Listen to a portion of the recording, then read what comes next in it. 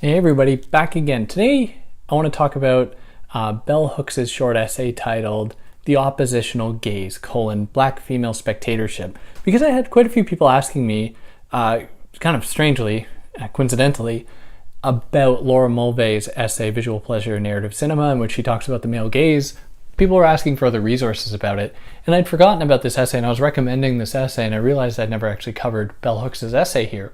So I've covered Laura Mulvey if you're interested in all that stuff, and this is a very good critique of that, without really being a critique. It's more a consideration of another angle when we consider spectatorship with the cinema, where Laura Mulvey really considers or centers the experience of white women, and that really leaves black women by the wayside. But yeah, before jumping into that, hi, I'm David. I try to explain philosophical concepts and ideas in a way to make them accessible to you. So if you're new, and there has been quite a few new people here that I've been seeing subscribing, so thank you for doing that. If you haven't already, go and do it. It helps me out a lot. And if you are new, you can leave a comment and tell me where you're from. I said this in my last video, but if you missed it, tell me where you're from and give me a reason why I should visit that place, because I need recommendations on where to visit, and I'd love to hear from you. If you haven't already, subscribe. You'll see videos I release every single week, sometimes twice a week. If you found this on YouTube, you're going to be able to find it in podcast form pretty much anywhere where you get podcasts. Or if you found this in podcast form, you're going to be able to find this on YouTube if you want the video for it at all. You can also follow me on Instagram at theory_and_philosophy or on Twitter at David Guigno. If you want to help me out, you can do all those things I already mentioned, like, share, subscribe, or you can help me out monetarily via Patreon or PayPal, but obviously no pressure. And yeah, don't want to waste any more of your time with that stuff. Let's jump into this short, important essay. Now, Hooks begins this essay by reflecting on her own experiences as a child, where her parents would punish her, and this is probably an experience many of us could relate to, punish us for staring, or in that case, punish her for staring at somebody, because it's rude to stare at someone. And this is especially true if they're a person of authority in certain spaces, where if, and this is really intensified in her experience, growing up as a black woman in a largely segregated area in the United States, it was a big deal if you were a black child and you decided for some reason to stare at a police officer.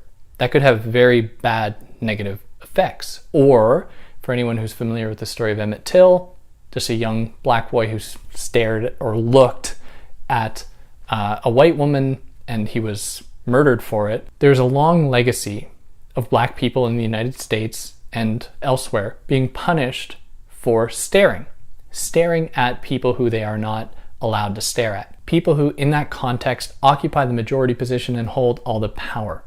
So staring, and she reflects upon this as a child, was something that she had to be very careful about. The act of gazing, of being a spectator, was something that was taken from her as a child. And this was extended largely to large swaths of the black community. You had to be very careful who you were looking at because of possible reprisal, of fear of being then punished for staring. So in that context, where the act of looking marked a punishable offense, looking became an act of opposition. It became an act of resistance to some extent, where the gaze was something that could do more than just gaze. It disrupted power, even if it meant that it exerted power in a form of punishment. So it demonstrated that looking could itself be a kind of practice. It could be an act of resistance. Now, she takes this idea, specifically she credits Foucault for this, and Foucault's idea that power always leaves room for resistance. It always leaves in various interstitial, or make it clearer, in Foucault's work, there's always room for a counter or resistance to dominant forms of power or of knowledge making. And this is because that no power or no base of knowledge can be readily established without a necessary antagonism or point of antithesis or an opposite that it can compare itself to in order to attain its dominant status. So it doesn't attain its dominant status by persuasion, by presenting an actually seductive alternative to the world or option for the world. It says, we are not that silly thing over there. We are not that weakness over there. We are strong because we are not that weak thing. And so it doesn't actually bolster itself up because of its own power, but only by its comparison to an other. Now, because that comparison is always there, it's necessary, it reveals the extent to which there's always going to be that room for resistance because it's over there. It's always going to be there.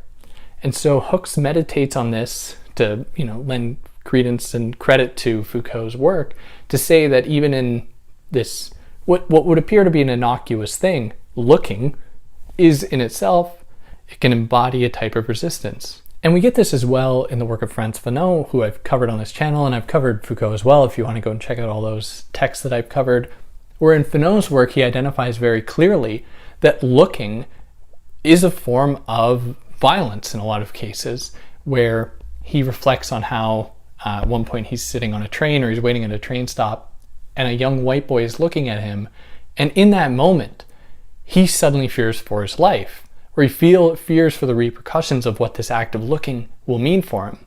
Perhaps this child's mother is going to see this kid looking at this black man, and the child's mother, this white child and white mother, are going to think, this mother is going to think, oh, my boy feels threatened by this black man, so therefore we have to engage in some kind of punishment against him just for this act of looking. So while it is perhaps innocuous, it is harmless in itself, it can have very real effects that can be very violent and can be very real. Now, this essay isn't about looking abstractly, so to speak.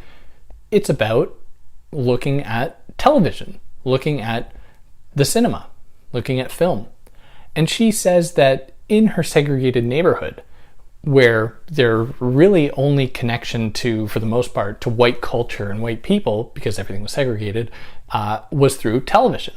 And she says that when she would watch television, there was a lot she would see.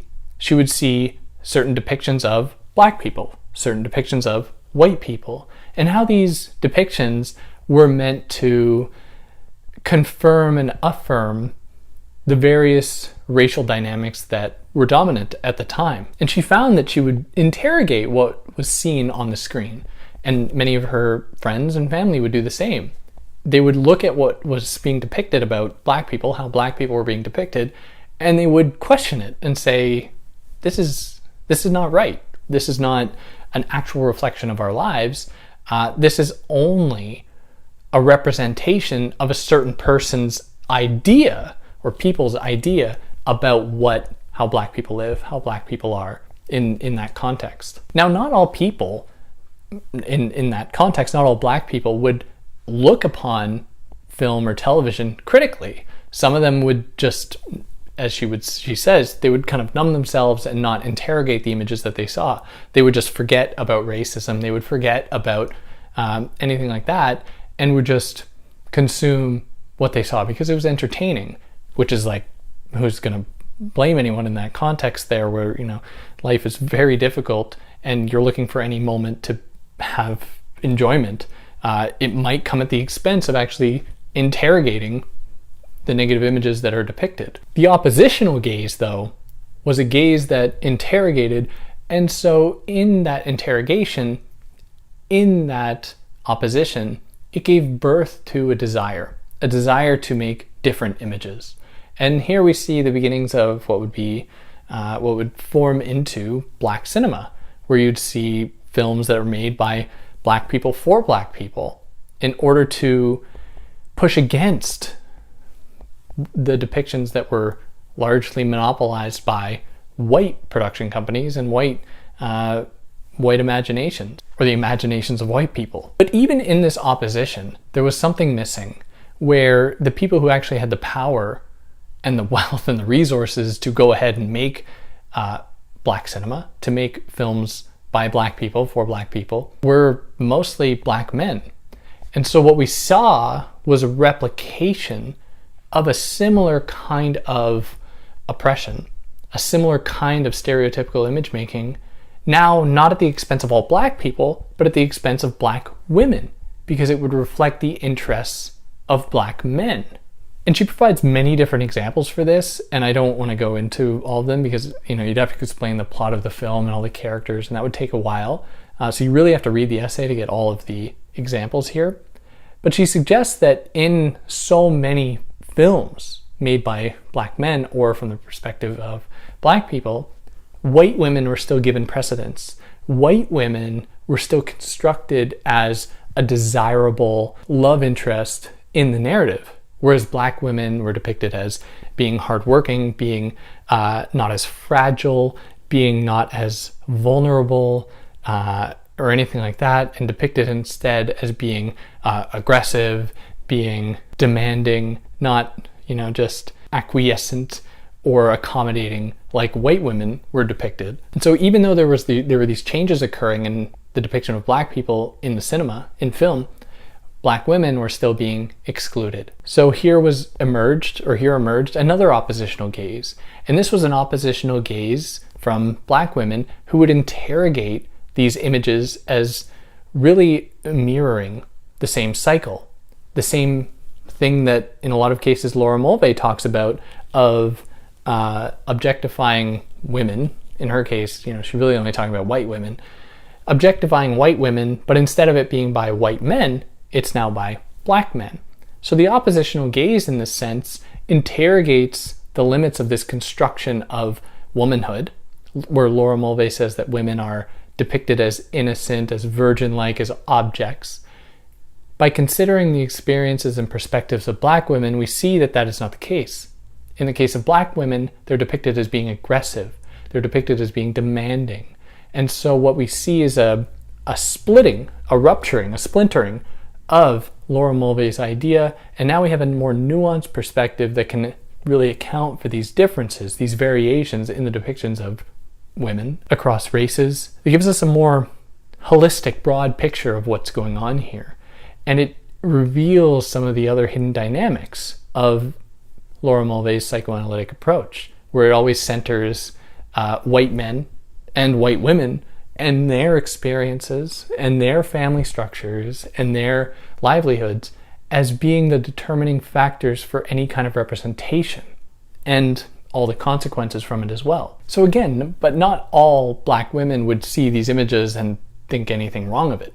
For it to be possible to have critical black female spectatorship, the kind of thing that Hooks is describing as the oppositional gaze, it must do one thing. It must actively resist the imposition of dominant ways of knowing and seeing. And it is this oppositional gaze that participates in this active resistance that opens the door for a filmic production or any kind of cultural production that is going to consider the experiences of those people that have been historically excluded, or when included in a negative light or stereotypically, so as to craft a space for these people to demonstrate, to depict their own lives in the ways that make sense to them.